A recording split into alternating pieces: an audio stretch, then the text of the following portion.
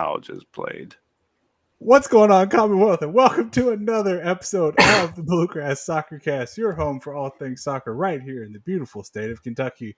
I'm Jimmy. That's John telling us all about the one time that we had Monday night games because of Labor Day, of course. So there's definitely no games going on tonight. We have another phantasmic, maybe even show for you all today.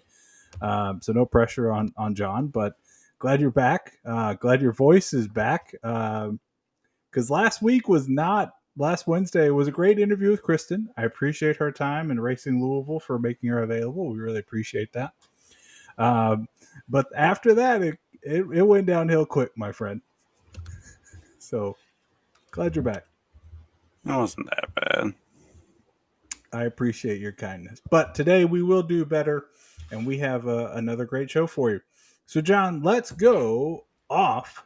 No, wait, hold on. Before we do that, we got to do the random question. I forgot my own script. All right, random icebreaker generator. Here we go. What is your favorite color and why? I don't really have one. No favorite color. I like I like green. I like Hmm, purple. I like red. I like I see you. multiple colors. Well, I okay, see what I'll you did say there. this. Purple, I've always liked like darker purple for a bit. I've always Like a kind of like maroon or maroon what? is That like dark red. whatever.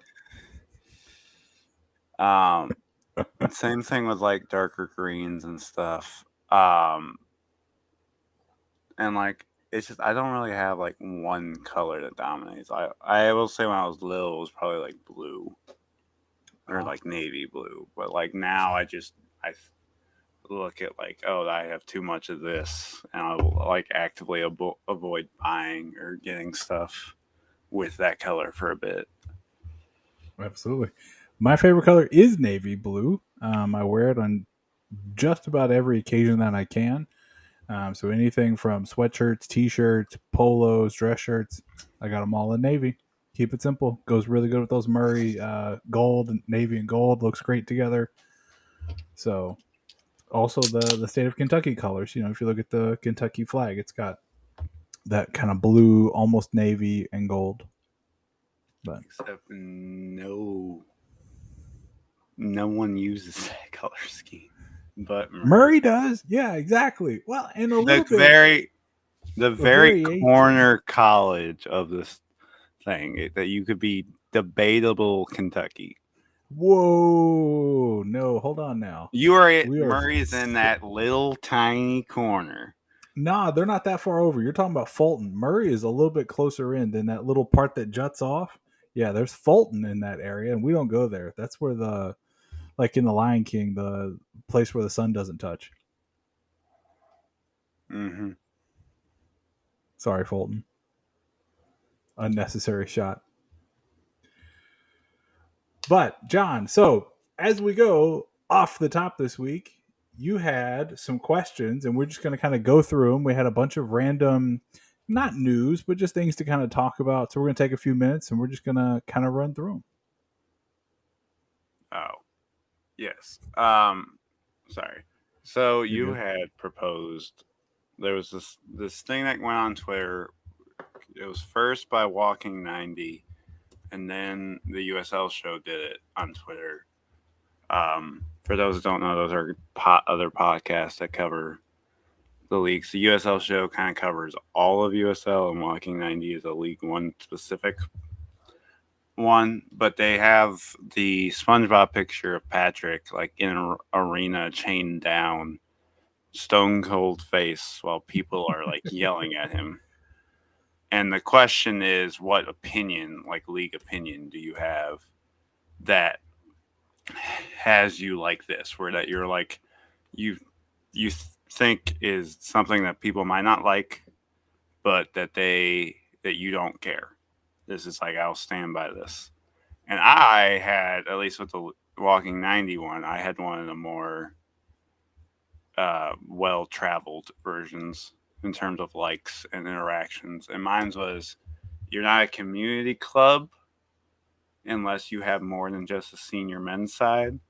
Mm. And by that, to me, the definition of a soccer club, and the reason we use that term in soccer or football, we say club instead of team like we would in the other major sports, is because they do have more than a senior men's side. Now, you could argue that hockey and baseball have this as well with minor league systems, but those are more partnerships of what I would call them than they are direct like affiliations.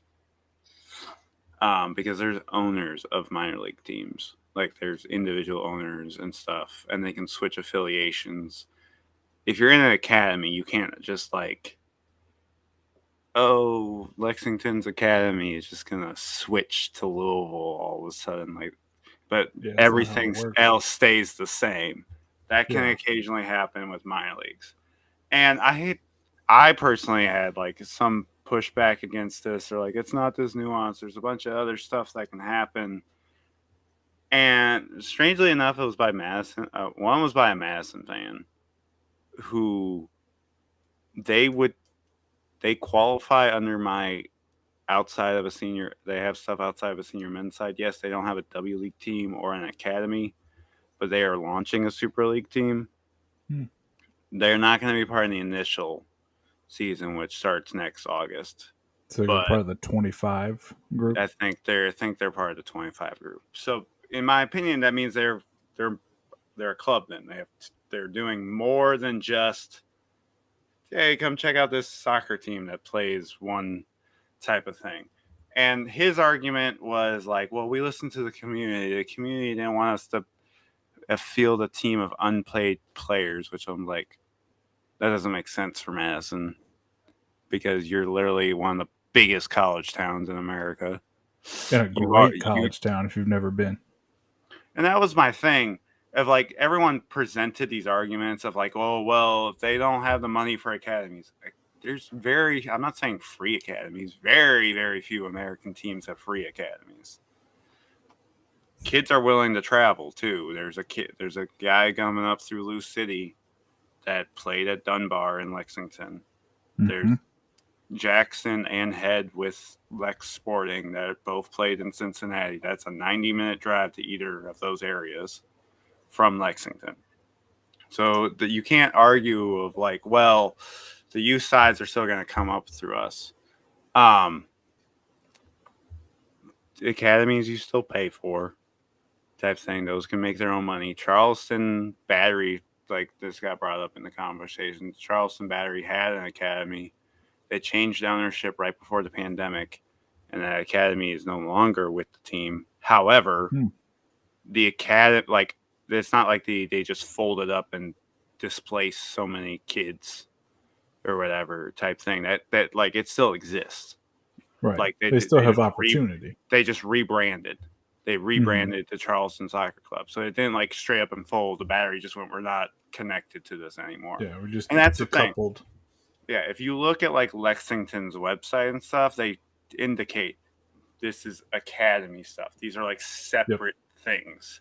And I think that's what people on teams. It talks about like all the different teams that they have. I think this is what people don't realize is that clubs very much could have all these other stuff. Personally, all a W League extra cost, and even if you want to pay them, Lexington's W League players were paid by the team, just not to play. They were used as like ushers and stuff at men's games and stuff. So they still paid them until they went back to their colleges and stuff like that. It's a nifty little way to kind of get around NCAA what's what I'm looking for? Requirements. Yeah, or eligibility rules. Yeah, there you go. And that's what I wanted to tell people is like, it's not, the W League is not this like profiting off of free labor from players. It is a developmental league. It's these players coming here to get better. I've spoken with Isabel White, who plays for Transy, and she's raved about how that helped her get better and stuff like that. These kids already go off and play in summer leagues all the time. It's been a thing for years. This argument of like, well, it's having an unpaid team. So Those exist forever, Yeah. type of thing.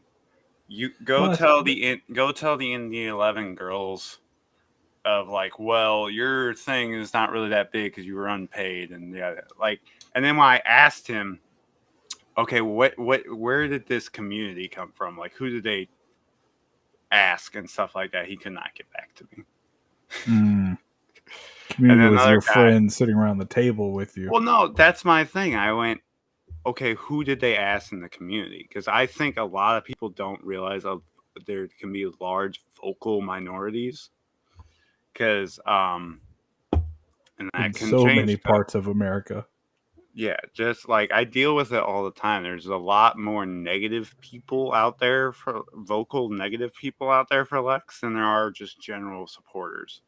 Right. Because Um, it's easier to tear down than it is to build up yeah. and to be a part of the building and so forth. Yeah, it's just easier to be like, they're not real. They're not playing So I in asked Lexington. They're him not our who team. is. So I Get just out of straight here. up asked him who is this community he keeps referencing, and he didn't respond.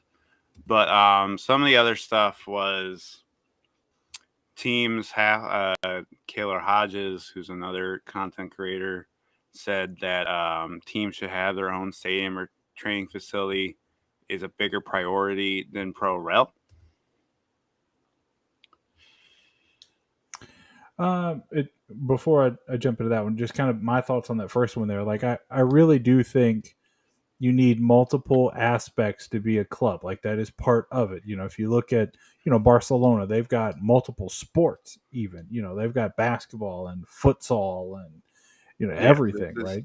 this is what So people don't realize is that this term came out like that's why Benfica, who Josh Winder went to, that's why they have that like bicycle wheel in their thing. yeah. It started as a bicycle club. Mm-hmm. That's why Sheffield Wednesday is called Wednesday because that's when the cricketers could play. And a lot of European clubs actually started as cricket teams that wanted Yep. to stay fit in the winter. So there were always these things where there's multiple things more than just one team. And you can be a community team. And I stated this, there's a difference between a club and a team. You can definitely be a community team if you're in the community and stuff. But you can't Yeah, be a doing club projects and if stuff. Yeah. there's no like outside of this senior men's side that plays 16 home games a year. I Outside of agree. that, you're not a club. It's the same thing with like the NFL. The NFL has initiatives in place for their teams that they require them Right. to do. Like NFL Cares exists because that's Mm-hmm. also the owners forcing other owners to do stuff like that. Yeah. They like have Well, to. It's part of the you revenue stuff. mentioned the NFL there. I'm really mad at the NFL because there's a team that I hate. The Indianapolis Colts. Hate them. Absolutely hate them. Hate them the entire time they've been around since coming from Baltimore. The rivals with the Titans, of course. So naturally, I'm not gonna like them. But they do have a great campaign going on right now. I do have to give them credit.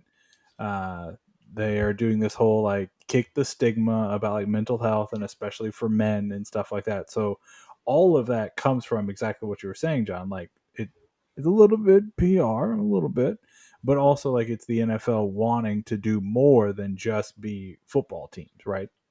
Yeah, and that's literally why the Packers are like so well supported. Is because of their like community ownership, and that's another thing. If you're community owned, I consider that a community based club. Like Oakland Roots has community ownership. Right. But if you're just some team that some owner is running, and that's all you are is these 22 or 25 players, I don't care how much charity work you do. You're not a community based club. You're not developing youth. You're not, because that's the thing. Madison's like this model club, and I'm sorry, it's a slight shot at Madison. I like them. They haven't Nah, signed a youth Go player. say it with your chest. They Yeah, that's haven't right. They signed a ain't youth said it. player, and they're They ain't done it yet. honestly they produce too many jerseys. There's a point That's where I right. feel like the reverse ones, like Madison got more really, jerseys than they do championships. they got more jerseys than they have playoffs wins. I think. Ooh, even worse. Come at us, And, Madison. and yes, Lexington does the same. But this is our first year, and the Spark kit was like because the spark hits the youth kid and yada yada. Mm-hmm. Yeah, come at us, Madison, and anybody else who has more jerseys than stars. Get a grip. Anyways, to your second question there, can you give it to me again? I want to make sure I answer it So properly. the second one, this is a statement, was having your own facility, your Oh, stadium or training facility is way more important than having pro rel. I think having a soccer specific stadium or at least a field that doesn't have football lines on it is important. I do. But I I don't think know if that's more important I than. think owning your own stadium is. Doesn't have to be soccer specific. And I doubt a soccer team is going to actively buy a baseball stadium and just, well, does Tampa own their Well, stadium? I think, well, I don't know. They may not. I don't think that a team's going to actively buy a baseball stadium and just leave it how it is, Right. type I thing. mean, Vegas, but the baseball team doesn't play at that stadium anymore. The only other tenant, I think, is the XFL team out there. Yeah. Um, So, if you're looking at it in my perspective, right, like I'm not sure it's more important to have that, your own training facility, your own stadium and stuff like that. I mean, from a financial standpoint, totally get it, right? Like, but if you that's why want, I think with pro rel it's more important yeah, I because think when if you you get get to pro rel, you need relegated, it. when you get rel, that's what it is. So his point is we should be pushing the USL as a league should be pushing like Omaha to get their own stadium, like Tampa to get their own stadium instead of pro rel. It Hmm. should be like this should be a catalyst. And some people also said like expansion teams should have to have a soccer specific stadium before they join. Now I don't agree with that. I agree there should be like time period in place. Like Lexington's is building one, is Yeah, going. they're going to get there. So I think there's that thing of like, hey, we have this plan in place, and you can give them a timetable to begin building. It doesn't have to be, oh, you have 5 years to have it built. It has to be you have 5 years to at least break ground or I agree. something along those sorts. And we can get to that point. And you can enact pro rel if a majority of that's happening. Um, but I don't think we should just go like push pro rel when there's these other things I think we're glossing over at times. Yeah, I see what you're saying there. And, from a financial standpoint, I get it, right? Like you want to own as much as you can so that you can um, profit from it as much as possible, right? Anything from hosting tournaments at your practice facilities all the way up to, um, hosting other teams in your stadium. If I don't know, if Lou City wants to play the University of Cincinnati in a preseason game, they could go to Lexington and kind of meet halfway in between, right? Like that could be a soccer specific stadium that would be handy to have for a game outside of what you would normally offer, right? But also for concerts and stuff like that, right? So maybe I'm talking myself into it after all. Yeah. What else? My thing to the USL show is that there should be expansion windows and not just adding teams. Not adding teams willy nilly. Well, my thing is it should be like every 5 years or something, especially now that we have MLS out of it. There should be this like just because someone pays the 20 million expansion fee, and the MLS is doing this too, and I don't agree with it. But we saw this. MLB did this when they expanded because for those who don't know, 19 it's like the 60s is when MLB began expanding. So there was 16 teams forever. And so all the expansion happened in the space of 30, 40 years. So they basically almost doubled the league in 30 years, but they didn't do it all at once. They didn't just like Right. let these teams come in whenever they want. And so like I think how they're doing it now is a little good. Like in my opinion, League One should not be adding a third team into the 2025 time frame, which is poor. There's already two. Like it, Mm-hmm. but there shouldn't be another till 2027. Then, in my opinion, Well, but do you're like adding two next year, right? Santa Barbara yes. and I'm saying with who's the these other one? current Spokane. Oh, I'm that's right. saying Yeah, with yeah. the current, there shouldn't be announcements next year. All right, in 2026, these teams are coming. Like we shouldn't just keep expanding because what if we expand beyond the point where the league can sustain its teams? Because there's a point where the league stops making enough revenue that it's even with revenue sharing, teams are like be able to survive off that, and they really have to survive on their own. And that's where I fear clubs are more likely going to fold, especially when When you you get have too League big. One. When you have League One averaging 2,300 fans a game. Mm. So What's Lexington on averaging? Do you know? 2,227 as of So right 19. at the line. Yeah. It's a little skewed because of Madison and Richmond, who have like 4,000 each. And like, let me look. I posted this last night because I dealt with some Twitter haters. Like, does anyone even go to games? And his screenshot was of the away stands. Mm. Away stands. And I was like, that's the grandstand. The grandstand's the side of the camera. It's like Lou. Well, no. Well, yeah. More people at Lou sit on the camera side because that's where the benches are than they do on the away side. So they kind Which of fill in this way. So it which is looks always bad interesting, on right? TV. I get why you want to sit behind the bench, um, but I do not get um, the full desire of not trying to even it out. Yeah, I don't either. And I remember seeing like, Team USA games, both men's and women's, that are like there's nobody on the camera side and they just shove everybody onto the other side to make it look even bigger. Like I've seen that happen before. I'm just almost surprised at times that cameras are located where they are in some of these stadiums because it does kind of look bad when you see, a Lou City game and there's like 1,000 people, maybe a few hundred more likely, and then you go to the Lexington game and there's like 10 people across the way. Yeah. So Rex now averages 2,213. This So is still right update. at the Yeah, average. this is updated today. Kickers, which I don't know how they're still doing this. Kickers lead the league in average at 4,700. Then Mm. it's Madison at 4,200. You know why I don't know how the Kickers are doing that? They are on a 13 match winless streak. They haven't won since July 1st, and they are still having 34,000 people show up. That's how many people they Relegate them. had. No, don't relegate them. Relegate them down.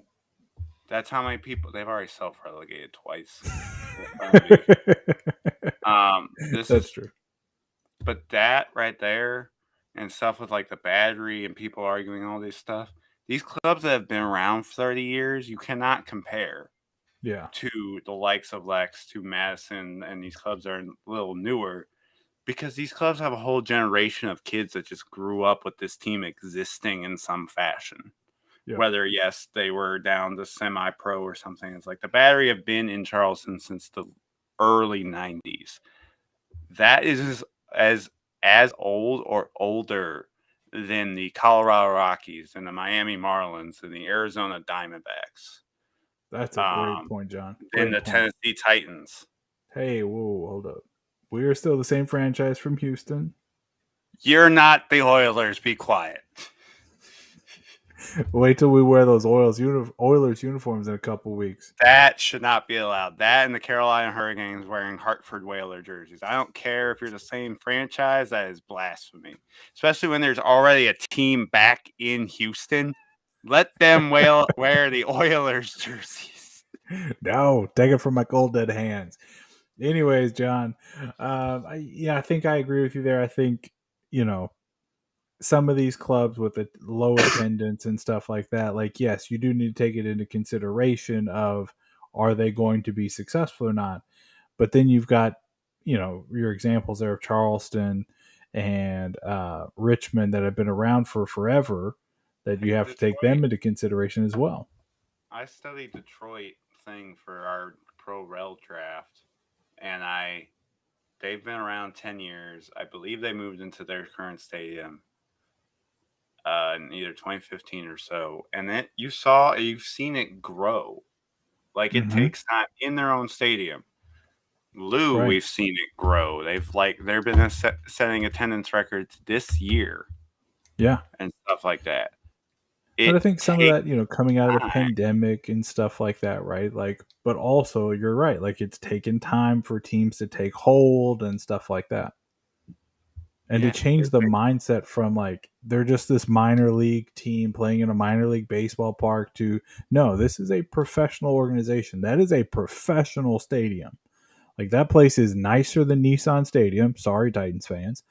Like it is nicer than that. It is on par, maybe a little smaller, but on par with most of the MLS stadiums that are out there. Heck, it might even be I better than Drive Pink down in Miami. I want to see it with compared to Giddison in Nashville. Mm. Is that how you say it? Giddison? Geodis? I don't know how you say it. It's Yeah, not. They don't Geodis say Park. it like it's spelled. They don't say it Yeah, like it's spelled. I'm pretty sure Um, they say Geodis. um, because that's like the biggest soccer specific stadium, and it's Mm-hmm. very much in the style of a straight slant. So I want to see like Lynn, because Lynn very much has that small feel. Trying to find the attendance records. Yeah, so like Lou, they've gotten better at average attendance. Um, but like Lou just cracked 10,000 these past 2 years. They were hovering around 6 to 7,000 when they were at Slugger Field Mm-hmm. forever. And they peaked in the last year at Slugger Field, and I'm not counting 2020 because it's weird Yeah. stuff. But then they just cracked that like getting over the 8,000, 7,000 range hump these past 2 years. And that's arguably the best, most consistently good team in any of USL right now. Yeah. Year over year, by far the most successful team. Yeah. But, John, with all of that, we'll now kind of transition into our weekly recaps. Let me get my notes pulled up here. Uh, and we'll go to the bottom line. And, John, this week, um, I got a lot of things to talk about. I know last Wednesday, like I mentioned, didn't have a whole lot to say, and I absolutely seemingly jinxed every single You team. need to stop doing your stupid guarantees because Lou got Oh it. man. Lou Yep. got it. Lex Yep. got it. Yep. A lot of the college teams got it. Yep. Your guarantees are cursed. Yep. Lou Kiss of got it death. against Miami. Yep. Their game was at least more competitive than Lexington's. I will say to Lexington's thing, I overheard a Chattanooga staff member, because for those who don't know, I'm on the corner where like both players' locker rooms exit in and out of, and the staffer was walking out towards the end of the game, probably to get the locker room ready or something like that. And he made a comment to one of our staffers of like, I don't know who this team is, in reference to the Red Wolves. So like, you literally have a guy who's around the Red Wolves all the time. He's like, I don't know what is going on. Well, we'll start there with the Chattanooga and Lexington match. Not a good one for Lexington, John. Um, when we were looking at it from an outsider's perspective, right? Like, and you can, tell me everything, because you were there and stuff like that. I'll give you the stage in just a second. But Chattanooga, y'all need to calm down.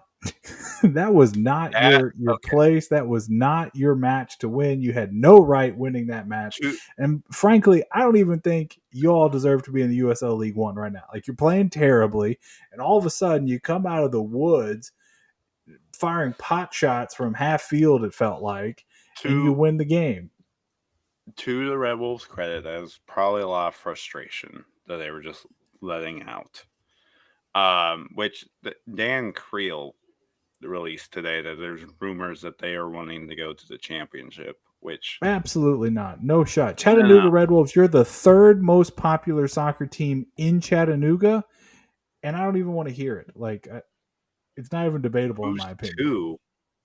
The university is more popular in Chattanooga. Oh, Their okay. men's and women's programs are more well attended. They're more respected, more loved. Like, Chattanooga, y'all are lucky to have the Red Wolves, and I think the franchise needs to be moved to a better city and get out of there. Get that terrible little dump of a stadium. Like, Anyways, so there's that happening, which that can be another conversation if the championship's getting too big, which I think it could is. be, Because could they're at be. 24 now. If the Red Wolves and North Carolina go up, that's 26. That's saying the USL Championship is 4 teams away from matching MLS. Well, and then you've got the additional teams. You've got, hypothetical additional teams: Brooklyn, Des No, Moines, Brooklyn's League One. Jacksonville. Do what? Brooklyn's League One. Are they really? Oh, that's my fault. I thought they were Brooklyn and champion. So yeah, the league, USL One is expanding west next year, and then we're adding Eastern teams. Okay, But you but have Iowa, you have yep, Northwest Arkansas, you have yep, Milwaukee is the closest, I think, right now. yep. And Jacksonville. there's Jacksonville. You have the OKC, who's still on Well, we're on hiatus. hiatus. Mm-hmm. And then you're adding North Carolina, and Right, now rumors confirmed. of Chattanooga. They are nearing 30. That's not even 31. That's Yeah, it was 33. 30. Yeah, I was like, that's more than the NFL. No, That's too many. no. Chattanooga, Check get down, out. stay in League One, get I over it. already counted Chattanooga and Oh, NFC. Sorry. So that's 31 with the teams that don't even exist right now. no, too many. That's Chattanooga, bigger stay in than League the One. NBA. That's bigger than MLB. And I'm not discrediting the championship. I'm just saying those leagues generate way more revenue. Yes. Just Like, TV revenue alone. not to hate on the WNBA. The NBA is running the WNBA and technically loses money on it. I know I'm still a supporter of the WNBA, Of but course, of course. the NBA has so much money that they can lose money in a cause that they believe in. They do technically lose money on paper. No hate, but they do on paper lose money and still just keep pumping out money and be able to drop jerseys and be able to just keep going. This sort of thing. So much so, they're launching their own in-league tournament, in-season tournament thing Yeah. this Mm-hmm. year for more money, for just more TV to give people a reason to watch the regular season because no one watches it. They had to Right. make a rule this past year so their stars don't sit out. They're still making money when stars aren't even playing 90% of the time. Yep. Well, and You here's can't my tell thing me the with Tennessee. championship is able to operate No, at that level of that's teams. too many. I think 30 is a cap for any soccer league. Like, especially if we're going to do pro rel They, potentially down the even if road, they don't 30 is do a pro max. rel, take the 24. So you have 24. You're adding 4 to the league. 28. 25 plus 36, 40. Go ahead, add an extra 20 or so teams, and just make a second or a fourth tier professional league. Literally, Yeah. just break it up. Keep adding teams and make separate leagues. Put it in at 20. I think the cap is 24. I think truly That's more reasonable, I think. Yes. 24 is the cap, and get rid of the conferences. The conferences are stupid. I'm Yes. fine with playoffs, Yes. but get rid of the conferences. I understand it's travel things, and you can still do travel. You can still do travel things, like do travel pockets. Like even MLB Yep. teams and NBA teams do travel pockets. Mm-hmm. You don't see the NBA going, they're not taking the Heat to Brooklyn and then to the Lakers on back-to-back nights. Like, that's not what happens. You can still do travel pockets. If you want, do divisions, maybe. But try to do, and that can maybe be an extra game type thing. Maybe you only play one team on the West Coast, but there should be a lot more balanced schedule. We should Yeah. try to be doing more traditional soccer scheduling than trying to be overly American. You can still have playoffs with the traditional soccer scheduling, just seed the top teams. And then that way you truly have the top teams. Like, let's look at the championship right now. I know I'm getting off topic from the Lex game, but No, you're good. I'll pull you back in a second. But I think what you're saying is important. like looking at the championship right now, there are like Indy 11 would be seventh in the West, and they're sixth in the East. Hmm. Lou City, who's fifth, because of goal differential behind Memphis. Memphis and Lou City are tied at 49 points. They would be third and fourth in the West, and they're fourth and fifth. So, like, it's that competitive. Let me do this right. If you did the top 8 teams, I'm trying to make sure I do this right. 5. You did a top 8. San Diego, who's third in the championship, would be 8th. Wow. Third. San Diego is third on goal difference right now, I think. Well, they have one more win than Phoenix. Anyways, San Diego by FOTMOB is third in the West. They would be 8th. They're 8th overall. That's a lot more of a competitive playoff. Yeah, you want to spark drama? There it is, right there. You're having Charles or Pittsburgh play San Diego instead of Detroit City. No hate to Detroit City. That's a better matchup. But that's a lot more better matchup than what I just said. You would have Sacramento playing, I believe, Lou or Memphis. Oh, it's tantalizing. Instead of them playing Monterey Bay. Like, disgusting. You see how like much more interesting and nail-biting these competitions become. I don't even know where Monterey Bay is. Is that even a place? Is that just like one of those things like Tampa Bay? Well, there's no Tampa Bay. It's Tampa. There is Tampa Bay. No, there's no city that's Tampa Bay. No, there's no city. It's a region. Right. But everybody thinks it's a city. No, the city is Tampa. Monterey Bay is a region. It's Santa Cruz. There is a city called Monterey. But again, it's not Monterey Bay. Santa Cruz and the city of Monterey are on both ends of Monterey Bay, which is just south of San Jose. Clearly, I'm an expert in California geography. But anyways, John, like, pull us back to this Red Wolves game and kind of talk to us, break down the action for me and kind of talk to us about what happened and what you saw from your perspective, because I still have some other thoughts on how terrible Chattanooga is and how we should probably relegate them at this point. So, personally, what I saw is Chattanooga capitalized. They did this in our first matchup when they scored 2 goals quick. They did that 2 times in this matchup.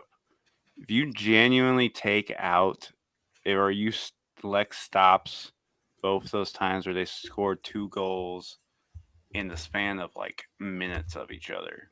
It's a draw. Right. Uh, and I'm not saying that to like, but I would say overall in the game, Lexington were better. There was that Khalid chance had a world class clearance on it. There was a lot of chances they had in the beginning that I feel like would have changed the outcome of the game. They just couldn't put away because it just wasn't their night. Yeah, they got their first two within 5 minutes of each other, and then they got their fourth and fifth within 2 minutes of each other. So you literally take the second goal of both of those, and it's a tie. Yep. So Well, but from Lexington's perspective, right? Like, we were I didn't missing think they Owen. played very well. The back line was questionable, and I think that was just That's being because polite. we were missing Owen Green, who was on a yellow card suspension, and Mohammed wasn't in the lineup, and I feel they are Mohammed wasn't even in the 18, but Mohammed and Green are our best wing back defensive options. Tate So what's is going on with listed. that? Why were they I'm not? not Sorry to sure. cut you off. I mean, is Green it was they on don't yellow fit Nacho's card. system? Green was on a yellow card. Green started Okay. the last game, but he Mm-hmm. had gotten his 8th yellow card or whatever, so he was on 1 game suspension. I don't know why Tariq wasn't. Tariq wasn't there at the game, so he could have been injured or he could have a personal matter. Like, this is a thing that the league, these teams don't disclose this type of stuff. Like, I know Bainham was dealing with a knee injury for a while, but they never disclosed that in like our reports because we weren't down to the sense of where we can't feel the full 18. So, in my opinion, you don't need to report a player who's not in your full 18 of why they're injured or whatever. You can if you want to, but I don't feel the need to report injuries if you don't have to by league rules. No, I agree with you. But Muhammad wasn't at the game, or I didn't see him at least. So he could have been dealing with some personal issue, and that's why he wasn't there. He wasn't in the 18 last game, but he was there. So there could have been some other stuff that's going on with him and Nacho. I'm not Yeah, at I just don't liberty. know if he fits Nacho's system. That's the only thing I can think of Yeah, because he's a in good my player. in my opinion, Green and Mohammed or Tariq. It's more Tariq. That's what he wears on his back. Green and Tariq are our best defensive wingback options, Mm-hmm. and it really did not work because he kind of ran a 4-4-2 or almost a 4-3-3. Jackson played really good, but Jackson is more a defensive midfielder or an attacking defensive midfielder than he Which is is a a. really odd thing to say, by the way. I don't think so in this modern game. In this modern Well, game, I specifically guess because of so. like Jurgen Klopp, and what he's done at Liverpool, you have these more attacking wing Mm-hmm. backs. But I don't think. I think if Green's in there, Jackson can play like a defensive midfielder position, where he's able to help with the attack more, but he's not like having to lock down the full side. And that's another thing. Foxy and Chea were having to do a lot more distribution and trying to move the offense, which I don't think is. I don't. I don't think there's ever really a system unless you're truly like you're doing tiki taka, where you are wanting your center backs to be that much involved in the offense. And Yeah, Tate was unless you're having to doing play. total football. Yeah, Tate was having to play a lot more defense. It just didn't fully work out. Frankie played well. The back line as a whole, like individually, they played good, but it was like a whole was their question and stuff. And it was Chattanooga was beating us on what they do best is crossing. That's the one thing they lead the whole league in is Wow, what a accurate great thing to be crosses. proud of, Chattanooga fans. Accurate crosses. Hey, accurate crosses can win you games, and it just happened to do it. This is another thing. I don't think there is as much parity, or there is more parity than people think in this league. There's a lot. I believe every team can beat every team on its day, and the Red Bulls had their day. Maybe. I don't know. Fuego took Omaha to the best team in the league right now, Omaha barely beat Fuego 2-1, and they got their second goal in the 93rd minute. Fuego literally took Omaha, who has the longest winning streak in the league, to the stoppage time to extend that winning streak. Now, it was a draw at that point, but Omaha didn't get their first goal till the 77th minute. Yeah, That means I mean, with I hear what 15 you're minutes saying. left in that game, Fuego was going to end the winning streak. The last team in the league was going to end the best team in the league's winning streak. It's what sucks about soccer. Yeah. What literally sucks about it, and there's a lot more parity down at this level and a closed system. So it's happening to Miami, Inter Miami, when Messi's not playing. All of a sudden, they get blasted. Hey, that was one game. We got the draw last night. They did Mm-hmm. get absolutely embarrassed by Atlanta, though. That was rough. And the only thing I know about that game was Messi wasn't in it. That was literally the only thing. It was not like he wasn't even making the trip. Or they didn't have Alba or whatever it was. Mm-mm. It was just no Messi, and all of a sudden they're literally trash. Yeah. I'm not saying they're actually trash, but that's how they played Oh, in that game. no, we were terrible before him. You had like the hottest team, and Atlanta's good, but they're not like top of the East good. Yeah. So this is what I think. There's a lot more parity in this league. And then we saw that with Lou, too. There's a lot more parity in both of these leagues than there is in the Prem. We are not Burnley fans going to Man City just to experience Holland, just to see Holland score on us or whatever. Or Luton Town. Luton Town's the best example right now. We are not Luton Town fans. We're just going to go to every away days just so we can experience the Premier League game in a proper stadium type thing, just to see our team lose, which we might see a miracle win or a draw here and there. Chelsea, who's the worst team in the Prem, in my opinion, blasted Luton 3-0. That just blows my mind. Chelsea spent $1 billion in wages. Chelsea hasn't beat a top 15 Premier League team in over a calendar year. They need somebody who can come in and score goals. They could use somebody like Pulisic. They have nothing but goal scorers. They don't have anything. Thank you, I know John. what you're saying. Okay. But you know what I mean? There's all this parity. And Chelsea, who has only won 6 games in a year, so far this year, has spent $1 billion. They can at least beat the worst team in the Prem and beat them in dominant fashion. Lexington's the last team to beat Omaha. So there's just the Kickers were at one point in time this season second. Yeah, which just shows how precipitous the drop has been. They're 10th and on a 13-match losing streak. There's so much parity in this league. As of right now, like I said, teams with the 3 best records, best seasons last year are not in the playoffs this year.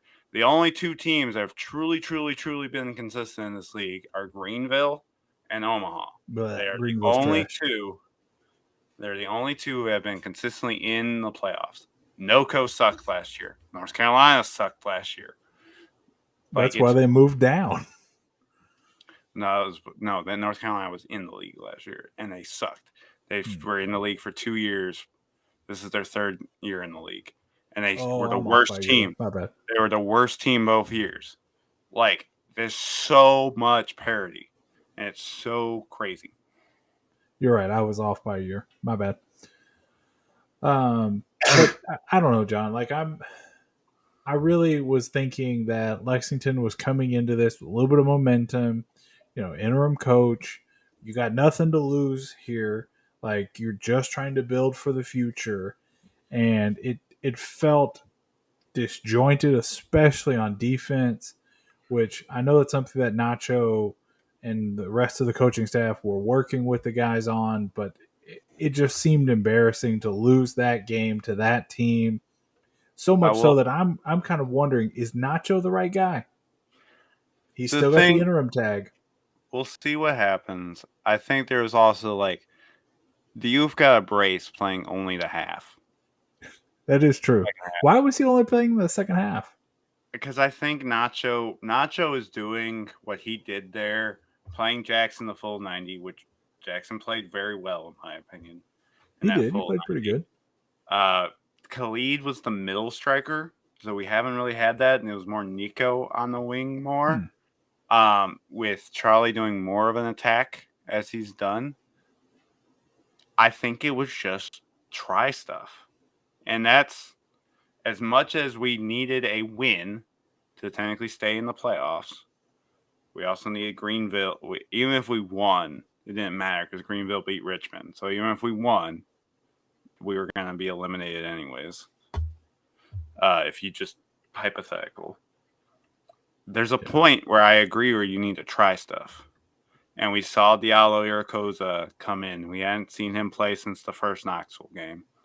So, their first game of the season. So, we're seeing this sort of thing. I really am hoping Causey is playing one of these next 3 games. I'm really hoping Head starts. Patterson starts. Josh Head and Drew Patterson. I hope they start. Oh, yeah. Sorry, my bad. I hope those 2 guys start. I'm hoping Diallo plays more. I'm hoping to see more of our young guys. Like, this is a point where I would like to win, but at a point I'm okay with trying stuff, and I did. And they, like I said, you've got a brace in just playing the second half. They got 2. They technically tied that half. They had 2-2 each. So legit, if they didn't allow, do you take that in the hand? If they didn't allow the second goal, right within 2 minutes of the second half, Knight let up 5 goals. Yes, he's let up 5 goals before. They happened so weirdly too. They were so quick on the counterattack that some of it you can't even it was hard to even judge how it even happened. You're just watching and it's like, what? Like, you can't even collect what just happened. So it's hard to say. It really is hard to say what exactly happened. I'm no tactical guy, so I can't really fully break down exactly what happened. I gotta rewatch the game some, but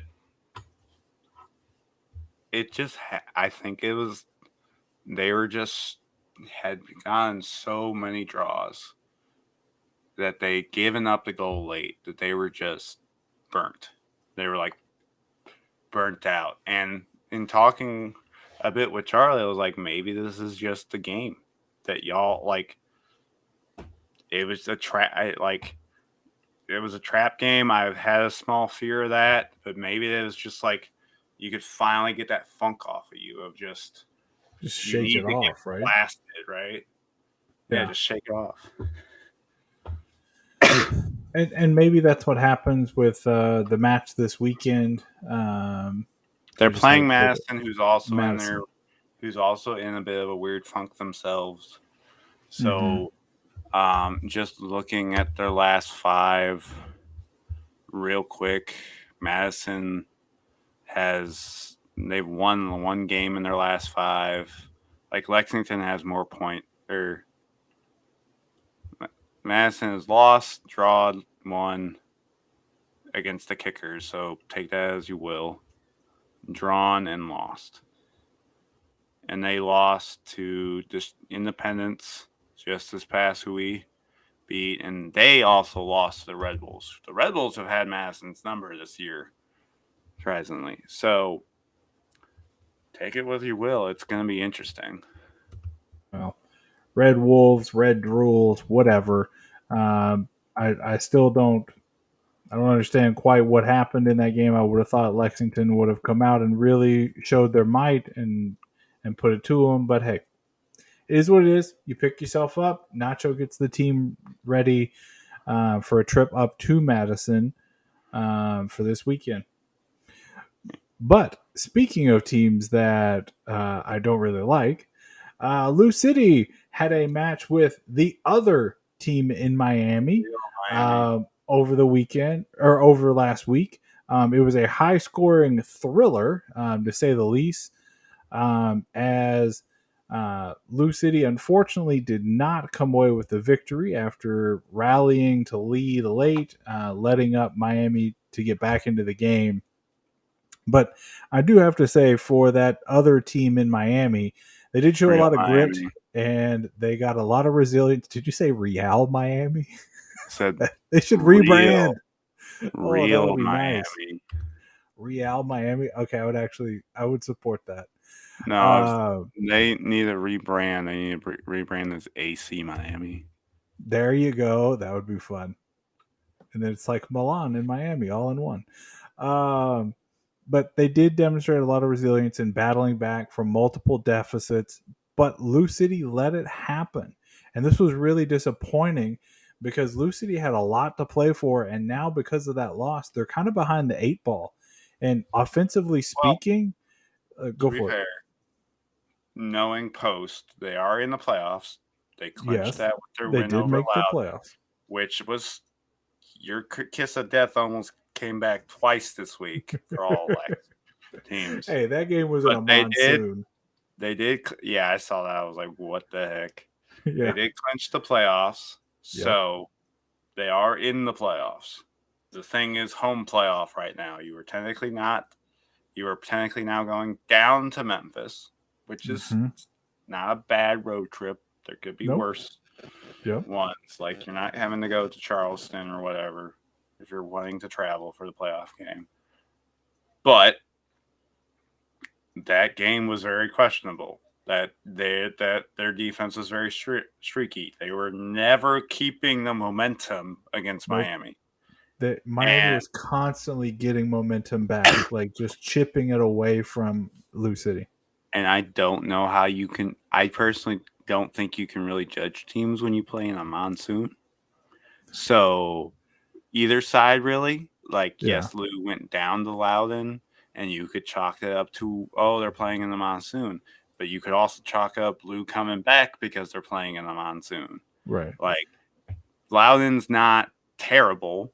They're bad, but they're not like walkover. And that's something I've also said about the league and how fans talk about Fuego and stuff like this. It's like no team in any of these leagues is just like going out there having 3 goals scored on them and just being rolled Right. week in and week out. That's not a thing. No. And So the league is much healthier than that, right? Like it's better than, the number Prem, one seeds top are to bottom. getting 8-0 victories. Like that's Yeah, not going to happen. it's better than essentially the Prem top to bottom. The top 4 of the Premier League, I would expect to blast Luton Town.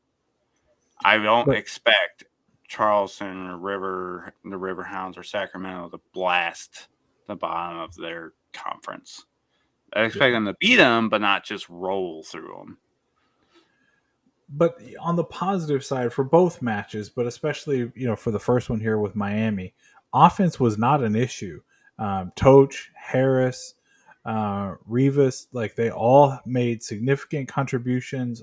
They all got on the scoring sheet, and they really showed a lot more attacking prowess than I had seen from them recently. Like yes, they'd been playing better on the offensive end for the last couple of months now, but it had been something at one point we were quite concerned. Were they going to score multiple goals in a game? But they've got that figured out.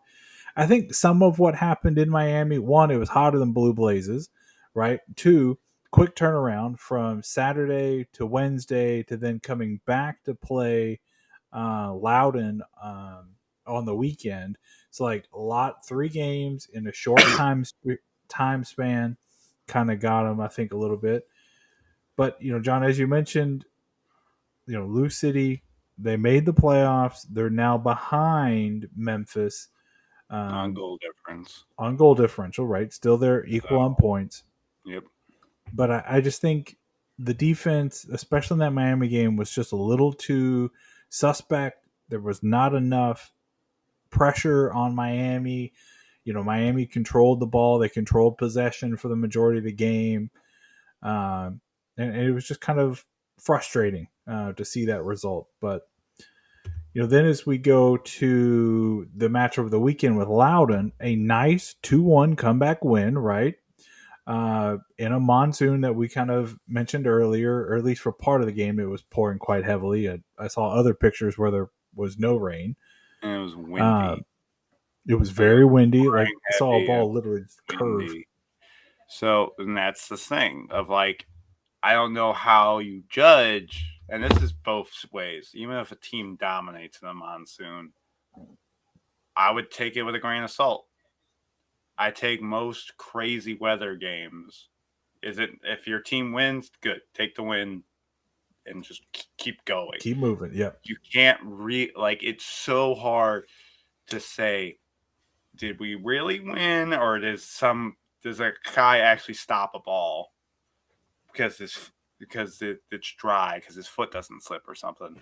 Does he have better grip or something like that? It's so hard to judge. If you win, good, keep walking. Right. Don't like hang your hat on that. And that's why I think Glue needs to. They got the win. They clinched the playoffs. They've done the bare minimum. Yep. Right now. Now And go out and get a home playoff game. And in that matchup with Loudon, getting the bare minimum in that weather was that's what we needed. Like we didn't need to beat them 3 or 4 goals. Like it was not going to happen on that night. But Dylan Maris, Wilson Harris, like they scored great goals from distance in the second half, sparking that comeback that I mentioned, and especially Harris's goal. Like it was great to see him score for the 4th match in a row with the winner. So he's been playing really, really good for them. John, have you had much chance to see Harris in the last few games here and kind of see what he's been doing differently? He's doing what I think most attackers in general should do. Shoot. Yes, Like that's what I was going to say. That's literally in my notes. This is what the youth does. He Yep. just keeps firing at the goal. Now, Yep. there's times where he hasn't done that, but it's literally like what people get mad at. I'm going to bring this to Holland. People get mad at Erling Haaland saying he's just like a tap-in expert. Whatever. Mm-hmm. He is doing what Pep tells him to do. You get the ball, Yep. fire it. It's gonna go in or it's not. Keep doing it. Right. And when you pepper the goalie like Harris has been, they're going to go in. Yeah, make the goalie make a stop. That is the number one thing I don't understand sometimes, because in soccer you don't get like the play clock doesn't stop or yada yada yada. Literally, you have a set amount of time.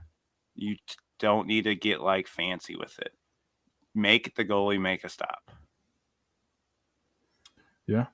Well, I think with so much at stake in this game, I think this was a true gut check for City, and I think it was a really good performance. They leaned on their veterans, Maris, Harris, Ownby, Del Piccolo, and the boys, right? They all willed this team to this victory, and to me, that was a great sign. And I'm really looking forward to see what happens next weekend when they travel all the way to New Mexico, out to Albuquerque, to play New Mexico United, and see if they can keep this momentum going, to keep pushing forward, turn that beautiful victory in a monsoon outside of DC into multiple wins in a row. And they have New Mexico is a team who is not in great form. Nope, they right are now, beatable. But they are not being destroyed either in recent run. Correct. So there'd be a toss up, but they should win it, in my opinion. Yes. Oh no, but they need to win this match. They need to beat New Mexico and Hartford. Have to beat them. Yep. And we'll go more into that on Wednesday show, just as we always do. But, John, any other kind of thoughts on Lou City and those 2 matches before we jump to our college ranks? No, I'm all good. Coolio then. So we'll switch gears and go down to our college teams. And we had a lot of games to go through. So we're going to start off the top. We're going alphabet. Didn't every team do 2 this week? Uh, not all of them, because I think, well, no, Western only played one. I know that for sure. Okay. So I'm sure there were some others. Maybe all of yours did too. All of mine We'll go played 2. alphabetical order. We'll kick off with Bellarmine. They started with a midweek matchup with Lipscomb, and Lipscomb men are really good. They beat the Bellarmine Knights 3-2. Despite Bellarmine controlling most of the match and even having a 2-goal lead late into the second half, after goals by Fisher and Pope, Lipscomb did make the comeback. Lipscomb, the defending ASUN champions, got all 3 of their goals in the final 13 minutes to steal the victory. It was really a disappointment for Bellarmine, as they just kind of lost their way in the last 15 minutes or so of the game. You would have thought they could, what's the phrase? They would park the bus and just protect the goal, but Lipscomb's attack was relentless, and they persevered and got it. Got the victory for the Bison. Um, Tough one for Bellarmine to lose, especially after leading late. But there was a lot of positive vibes coming out of the game. They played pretty well up until the last 15 minutes. So if they can continue to close things out, I think the Knights are going to be in a pretty good spot. Shifting gears over to the Bellarmine women, they started the week with a 0-0 draw with Kennesaw in Georgia. It was another shutout for Bellarmine, which was a great positive result for them. The Owls from Kennesaw had been playing pretty good coming into the match, scoring 2 goals at least in their last 3 games. For Bellarmine, the keeper Kingsman and Smith, both of them played. They had a solid outing, making several key saves to preserve the clean sheet. Um, there wasn't a whole lot of offense to speak of. Nelson and Spurlock had some opportunities for the Bellarmine women in that game, and they had a 10-4 shot advantage. Bellarmine did, but they just could not break through the Owls keeper. So they get a draw. Not a bad result. Would have liked to have gotten their first victory in the conference, but that has to wait. They then follow that up with, you guessed it, another 0-0 draw. Offense a premium for the Bellarmine women's soccer team.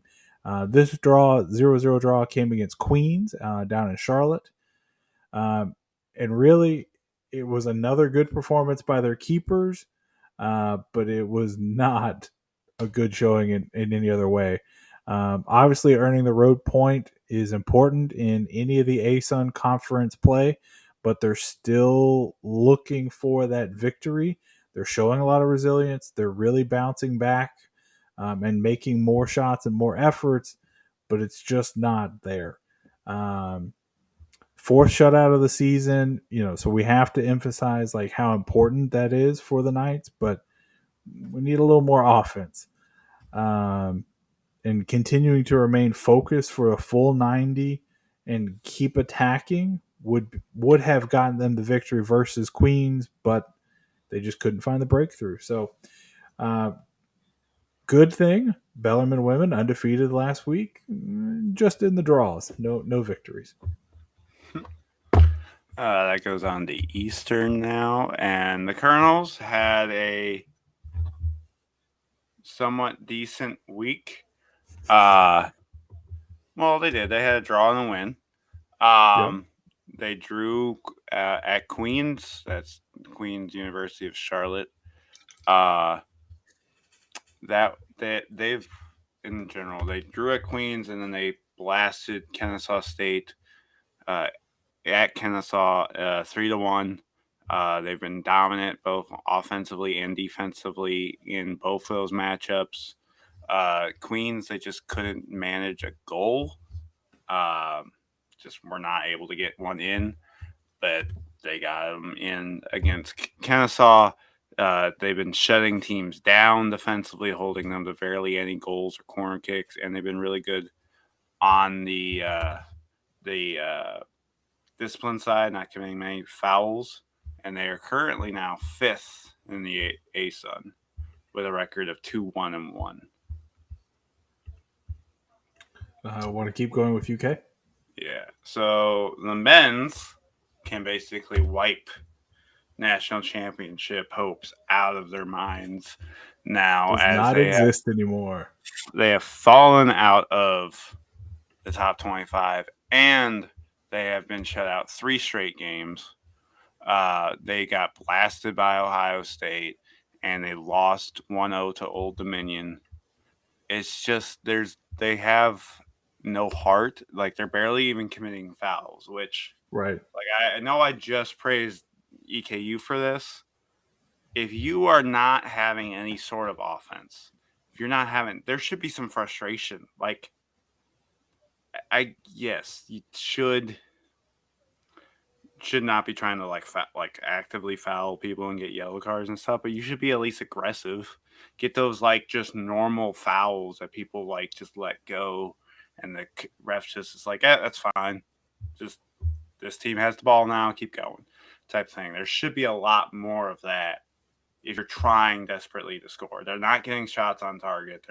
They're barely getting any shots off at all, and they are now they're under 500. They're 0-2 in their conference. This is a team that went unbeaten this year until It's really quite sad. And they can't. They just can't find the goal. But the women are rolling. They haven't lost a match all year. They have had 3 straight draws to start SEC play, drawing against South Carolina after where they allowed this is number 7 in the country. South Carolina had 0 shots. I saw you write that, and I was like, that's so impressive. And this is not any like, well, I don't know if it was just the UK scorekeeper not registering shots. Now, mind you, for those that don't know, a lot of stat keeping is kind of just called in-house. So it's not like someone else of the NCAA is watching these games, keeping these stats. So they could just be, they didn't consider anything a shot, but they had 0 shots in that game. The 7th best team in the country against a UK side who I think has been getting disrespected because they haven't gotten not even votes for top 25 teams. Like, I'm not saying put them in the top 10, but they should be getting votes, in my opinion. They deserve to be in the top 25 for sure. So we'll see after this. They just couldn't crack their defense. Like, they couldn't get that goal, but they tied with Florida down in Florida. And the Gators did get on the board, and had a lot more offense. They had 11 shots. The Gators got on the board in the 37th minute, but where's Maya Locato got hers in the 65th to tie the game, and they're rolling, and they're gonna go up against Alabama next on Friday. There's a Cats like doubleheader going on Friday morning, on Friday afternoon. Yeah, both games at the Bell, right? Yep. Nice. So if you're in Lexington, you want to see some good collegiate soccer, that is a great opportunity to see both UK men's and women's all on the same day. But speaking of top 10 teams, or top 25 teams in general, the U of L men's team is still on fire. They are currently 6-1-1 and second overall in the ACC Atlantic Division with a record of 1-1-1. And they had some very positive results last week. They had a 2-0 non-conference victory over Evansville, which snapped their 2-game winless streak after that loss last week to Virginia Tech, and then the draw before that. So it got them back in the winning column. Overall, it was a very solid defensive effort. Their goalkeeper Alex made several key saves in that game to keep the 0 on the scoreboard for Evansville, keep that shutout alive. The Cardinals struggled to kind of create some chances in the match, but they did capitalize on opportunities late. So it was important to kind of see them get their mojo back and continue to field a team of I almost cursed bad arses out there to really just keep their mantra going. Like they've got so much energy, they've got so much life about them. They're so entertaining to watch. Ethan and Demir played huge in the Evansville game. They were the goal scorers. But overall, Louisville showed a lot of resolve, getting that bounce back on the road victory, and then heading back to ACC play. They had a dominant 5-2 victory over North Carolina State on Sunday night. And the Louisville offense exploded to 4 goals in the first half. So carrying forward that momentum from the Evansville game, to get, what would that be, 6 goals in a game and a half. Like, that's really impressive. Then they got another one in the second half. So overall, it was a great performance on Sunday night for the Cardinals. That was the most goals that any ACC team had in one half since 2017 in any competition. So even in non-conference play, so very impressive by them. Just lost my place here. Oh, the Cardinals had another strong performance by Baker John as he scored 2 goals in that game. That was their first victory in conference play, so it was very important, to keep adding up points and to put together a full 90 so that they could continue to showcase that they're the top dog in the ACC. Their goalkeeper Alex again had another strong performance. Did let a couple go in that he could have saved, at least on one of those. But overall, it was a really good performance by him. So right now U of L is riding momentum after that victory, and they'll look to carry that forward as they go to Virginia next week or this week for another key ACC game. Now, if the Louisville men are the best men's team in the state, U of L women might be the worst in the ACC, but they got some great results this past week. Louisville women currently sit 2-5-4 and 9th in the ACC with a 1-1-1 record, so the exact same record as the men. They had a really good victory over Pittsburgh, 3-2 over Pitt.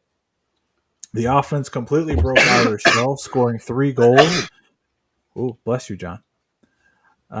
Which was their best performance of the season so far. They snapped Pitt's hot streak. Pitt was 8-1-0 heading into that game, so continued to show that they're not just going to roll over and take getting beaten very lightly. It extended their unbeaten run to 3 matches in a row. And overall, multiple goal effort proves that Louisville, their attack is there. It can produce goals, but now they've got to sustain that over multiple matches and continue to grow to continue to improve their positioning in the standings and move forth in the ACC play. Then they went down to Miami on Sunday, and they lost 1-0. Heartbreaking result because the Cardinals played really, really well. Defensively, they were really good. They held a very good Miami team to only 1 goal, limited their shot opportunities, and just generally controlled play throughout the majority of the match. They dictated tempo the entire game. Even with Miami's goal, Louisville was better at keeping things more organized, and they played their brand of soccer. And even after that outburst of goals in the last match, we know that goals are hard to come by for this team. So they had a goal disallowed, and it really hurt them in the end because they should have deserved to have the draw there with Miami, but it just wasn't meant to be, I guess. So now the Cardinals, they have to bounce back. They've got to have that bounce back mentality. They've got to quickly refocus as they head to Notre Dame for a test this week, which will be critical to their overall kind of standings in the ACC. So while that was a disappointing 1-0 loss to Miami, overall, I think the Cardinals are doing pretty well, and in ACC play at least. And I think they can continue to make some noise and push for making the conference playoffs. Yeah. Moorhead also had a good week. Splitting it with a win and a draw. They beat UT Martin, who is in their conference 2-0, getting first-time goals of the season from people.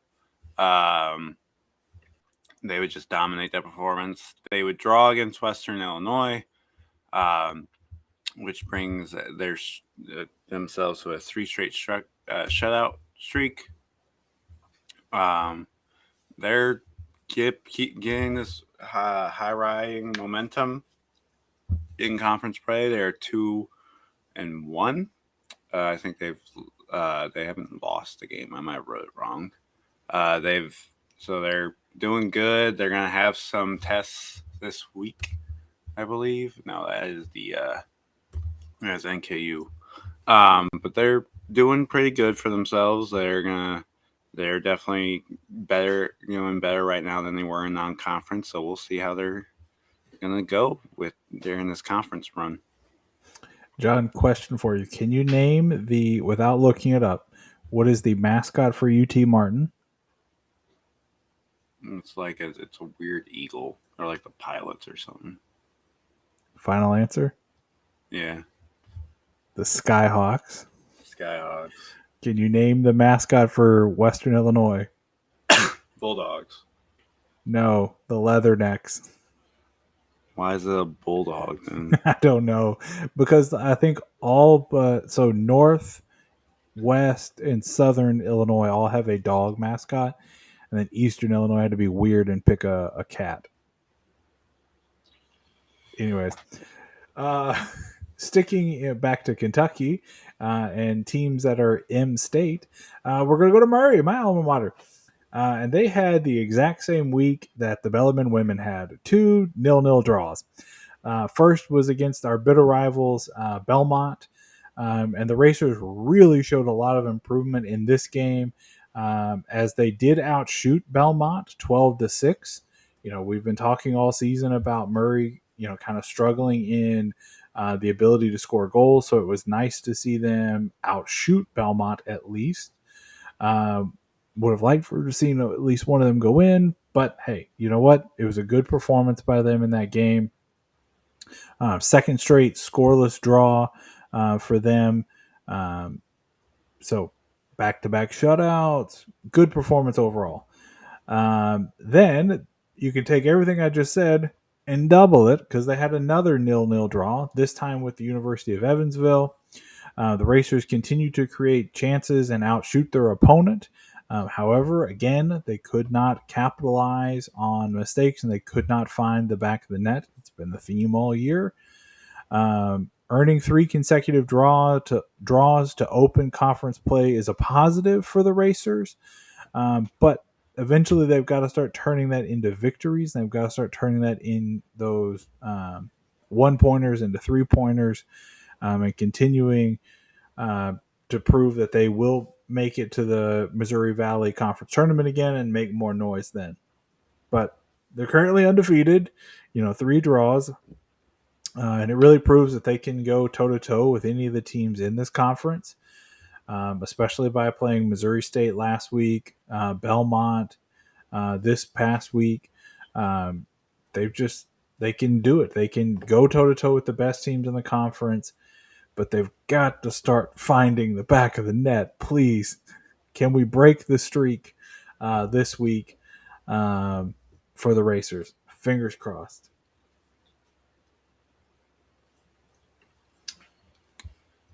What, we're on NKU now. Yup. The Norse. Sorry, I've been phone's blowing up with some stuff. You're good. The men are cursed, in my opinion. Um, they fall behind 2-0 to Southern Indiana, equalize the game in the second half. Mind you, all but one goal in this match came in the second half. And then in the 78th minute, while down a man, Southern Illinois or No, Indiana Indiana. ties it. Sorry. Southern Indiana ties it. Or not ties it. They go up. This is like the second or third game where an opposing team has gotten the game winner with like like under 5 minutes to go on them, and it's just rough. And then they go into conference play and they get shut out against Detroit Mercy. Um, they were much better in this game. They dominated on all sides of the ball. It was just one of those games where you just don't crack that score sheet, and that they just couldn't find that game equalizer. They're gonna play tomorrow night because they're doing this weird back and forth between conference and non-conference thing. Um, so they'll play Western Illinois, and then they go up to Cleveland to face Cleveland State. The women, however, they bounce back from their Youngstown State loss, and they did a 1-1 draw at Oakland. They were this is another one where heartbreak was in it. They had the lead going into it, and with barely any time left on the clock, the Grizz tied it. Hurt that they dominated the whole thing. They just couldn't get that extra goal.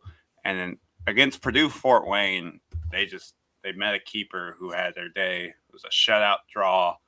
Purdue, the Mastodons, which they had to pick their mascot after the Power Rangers thing came out. Unless the Mastodon was actually found in Fort Wayne. Well, and they used to be Indiana University, Purdue University at Fort Wayne, but the Indiana University part got dropped, so now they're just Purdue Fort Wayne. So Purdue Fort Wayne fans, come at us, get us in our comments and tell us, have you always been the Mastodons, or is this like a 90s thing? If it's a 90s thing, go for it, whatever. Because Right. anytime I hear that, I think of the Power Ranger. They couldn't crack through them. Like I said, the keeper has their day. They're going to have a tough test ahead as they'll face the number one team in the they're in Horizon. Sorry. In the Horizon in Milwaukee. Something tells me that one might be a sneaky upset. I think they could. I definitely, the women especially, we'll see how it happens. At home, Saturday during the daytime, gonna get a good crowd, I'm sure. Not gonna guarantee anything. I learned my lesson from last week, but that seems like a good one to go to. John, I'll close us out this week with our WKU Hilltoppers. They only had one match, which was a 1-1 draw down in Alabama with Jacksonville State. Katie Irwin scored her 5th goal of the season, showing her quality as an attacking threat. However, a few moments later, the goalkeeper, Maddie Davis, allowed a goal by Jacksonville State to equalize in frustrating fashion because the Toppers played really good that game. They,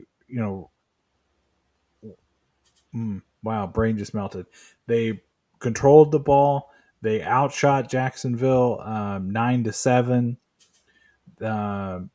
They were generally more offensive. They had the better of the opportunities. But I think this one's going to come back to hurt them in the Conference USA standings to not get all 3 points when they very much deserved it and, should have gotten it. The result moves the toppers to 2-2-6 overall this season, and 1-0-1 in Conference USA play. So by no stretch of the imagination are they anywhere near out of it in Conference USA play. Right now they're sitting in fourth, so they're still well in the thick of things for Conference USA title and so forth. But it was really disheartening to see Irwin's goal kind of go for nothing with the loss there, or I'm sorry, with the draw with Jacksonville State. But John, with all of that out of the way, that'll wrap up another great episode of the Bluegrass Soccer Cast, which is always and forever going to be a free platform. We don't do what we do for money per se, but if you're interested in making a donation, we have a Buy Us Coffee account. It's in the QR code up there or on the screen here. We were going to keep this content for free as long as possible, but we do sincerely appreciate any and all donations. We want to thank you all for watching. We are really trying to continue to grow this platform. It's been great the last couple of weeks, engaging with the colleges and and some of the players and stuff like that. So if you want to join in on all of that, make sure you follow us on all our social media platforms like Instagram, Twitter, and TikTok. That handle is at BG Soccercast. And make sure to give us a listen on all your favorite podcasting platforms such as Spotify, Google, YouTube, Apple, Amazon, all of them. When you're on those platforms, make sure that you're hitting subscribe, follow, like, share, and do all of that fun stuff to continue to grow this platform. I'm Jimmy, that's John, and we will see you on the next one.